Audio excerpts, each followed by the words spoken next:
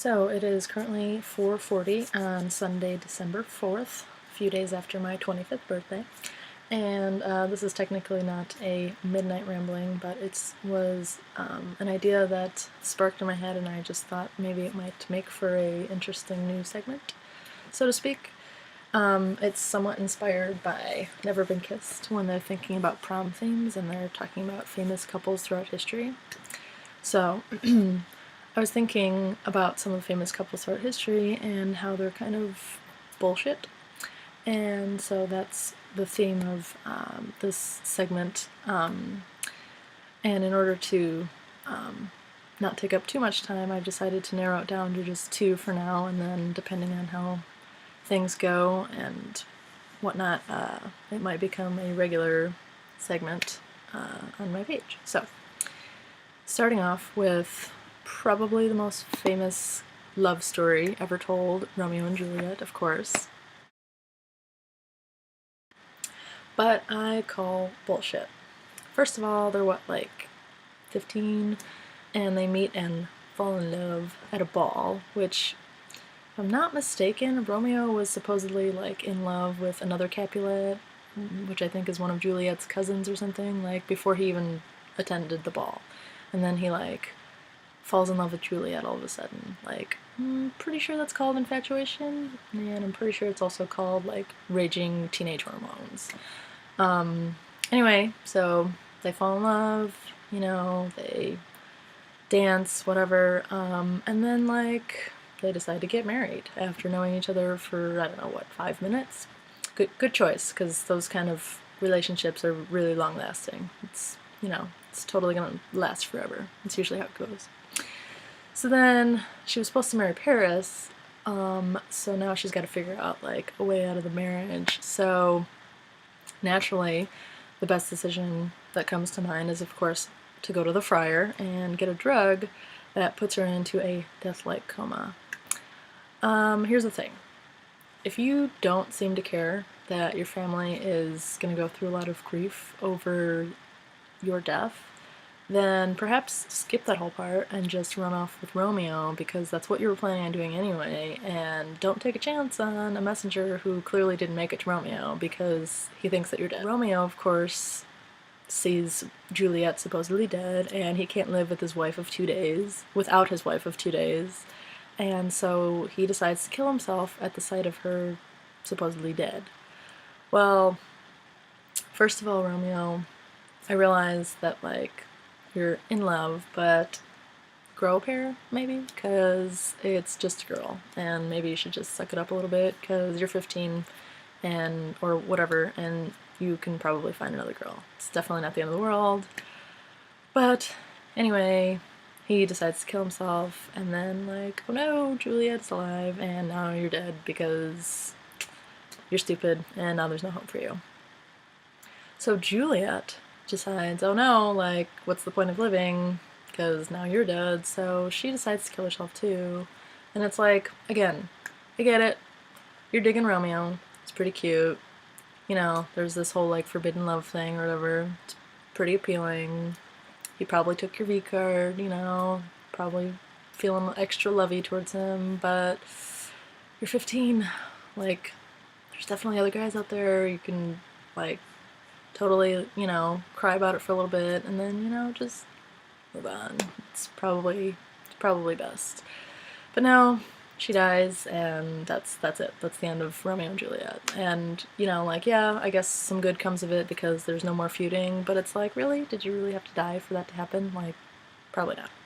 Probably a little melodramatic. But I suppose when you think about it, when you put it that way, in a way they kind of were meant for each other, because they were both super melodramatic about their love for each other. So I guess props to that, but I don't know, like, just everything leading up to it just seems like total bullshit.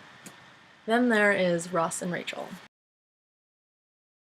which are possibly TV's like most famed couple. They're the on-again, off-again couple.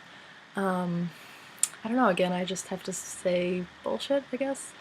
I guess just, if it doesn't work out the first time, there's probably a reason for that, and I don't know, somehow they feel like they need to keep trying after the first time, but I'm not saying that it couldn't work, but I don't know, is it worth the jealousy and like the uncomfortable get-togethers with all of your mutual friends and like 3 divorces and a bastard child? Like, I don't really know.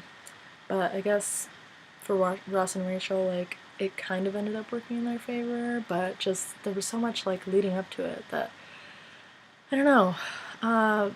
It's like I get that it was a comedy, but they don't show like what probably really happened after the first breakup, which is like, yeah, sure, Rachel cried. It was sad, you know, whatever. Ross apologized a bunch. He tried to dedicate a song to her on the radio, which she was all like, no, like, it's not gonna work that way. It's not that easy, you know.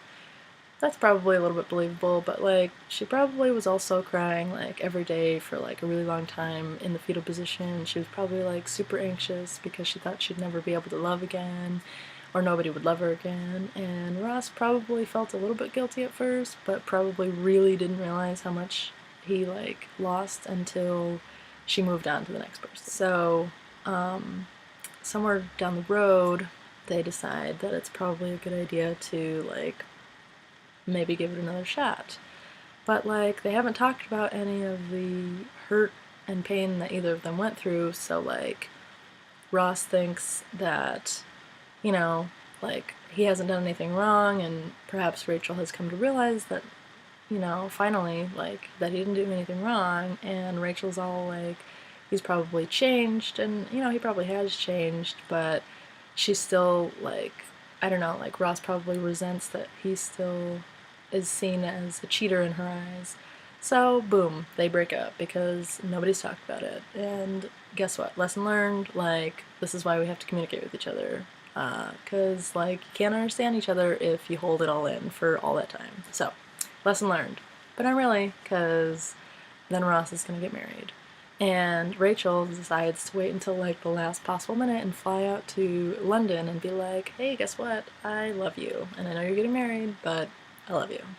And Ross, like, even though it's clear that he's in love with Rachel too, because he's always been in love with Rachel and always will be in love with Rachel, is like, ooh, but I'm getting married. Like, sorry. Kind of about to go get married, and then he says her name, and then shit hits the fan, and he tries to salvage this marriage, even though, like, clearly it's hard to salvage a marriage when you're in love with somebody else. Fast forward a couple years, and through some more jealousy and whatnot, and they decide to have one more night together, and boom, she's pregnant. And she decides to keep it. So, I'm not saying that that was the wrong decision, but I'm saying, like, if you can't really keep a relationship together, can you really raise a baby together? Not really sure, but through the magic of TV, yes, they can raise a baby, and, you know, they continue to date other people. There's still no relationship, no marriage or whatever. They date other people because, you know, it's just cool to date people when you have a baby, and it's with a friend who's an ex who you see on a fairly regular basis. Like, not awkward at all, no big deal. And the whole thing is just, I don't know, just seems like, I don't know, like, again, it just seems like bullshit. But then the end.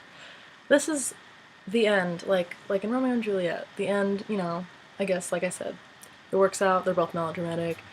Ross and Rachel, the end, is probably the only really, truly believable part to me, because it's not until she decides that she wants to live in Paris that Ross is like, oh, I'm gonna lose her forever, and decides, like, he's gonna go after her, and he loves her, and he wants to spend the rest of his life with her.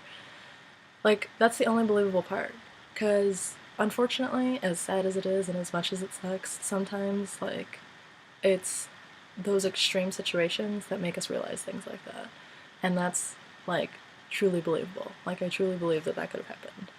But everything leading up to it, it just wasn't, I don't know. It just wasn't right. It just didn't seem right. It seemed like, obviously, TV and plays and whatnot, but total bullshit. So, those are my bullshit couples from history, and I'm interested to hear your thoughts, and perhaps suggestions for other couples throughout history, and I can find out some ways that their stories were bullshit. and add it to my next segment. So hope you enjoy, and I'll see you again soon. Maybe I need some rehab.